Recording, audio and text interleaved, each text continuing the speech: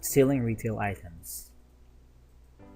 In this section, I'm going to explain how to sell retail items. As I mentioned earlier, you will come across some items that are worth more than their weight in gold. If that's the case, you will want to sell them for more than the scrap price.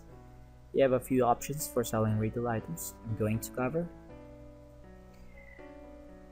First, selling items from your own shop, selling items to other businesses, setting up a consignment deal with a pawn shop, selling items at flea markets, selling items online.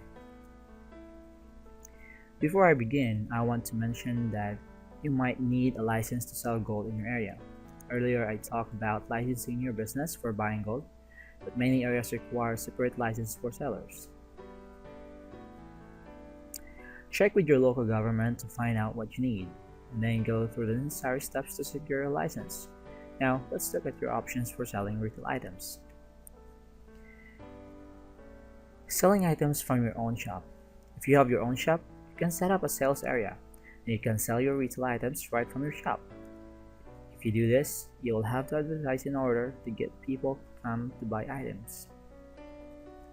Because of that, you might want to try one of the other options. You can certainly sell items from your shop, but you probably don't want to live and die by that method. Most of the people that come in to sell gold won't have the money to buy jewelry, so you will need to bring in a new type of customer. Then, you'll have to wait for the customers to make a purchase. Thus, you may not make money very quickly though. Selling items to other businesses. If you get a nice piece, you might want to sell it to a business that sells similar items. For instance, if someone comes in with a nice Rolex watch, you can sell it to a local Rolex dealer. On the other hand, if someone comes in with a nice Tiffany & Co. ring, you can sell it to a local jeweler. It's important that you build some good contacts so you can get the most out of this option. The better your contacts are, the easier it will be to sell retail items. On top of that, the closer you are with your contacts, the better price they will give you. In the beginning though, you will probably have to do some serious negotiating. Always know what the lowest offer you're willing to take is before you go into negotiation. Then you can walk away if you don't like the offer. It will show businesses that you are serious. It will also make it easier for you to make a living off of selling your gold since you won't get lowballed. Setting up a consignment deal with the pawn shop. You can also look at setting up a consignment deal with the local pawn shop. Basically, you will ask the pawn shop to sell your gold for you. You will receive a percentage for the profits. The percentage will depend on what the two of you agree upon, but expect it to lean in the pawn shop's favor. After all, pawn shop workers are skilled negotiators. They do it all day long, so you have to be careful about what you agree to if you use this option. If you decide to set up a consignment deal, you will get to take advantage of all the traffic pawn shops gets on a daily basis.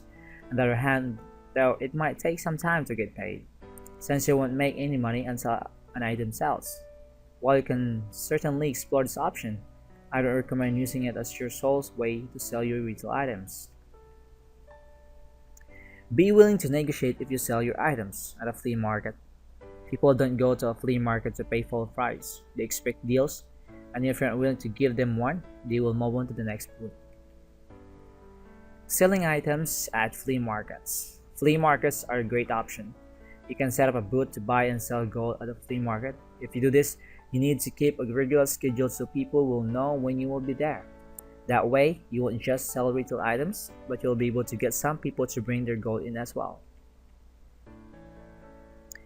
It is important to note that you won't get paid until you make a sale with this option. Thus, you will be relying on customers to give you money. With that in mind, you might want to combine this option with selling your business to business so you can get some money right away. Selling items online. You can sell your items on eBay or Craigslist, but you won't make money until someone actually purchased the item. A lot of your retail items will likely to go quickly, especially if you use eBay.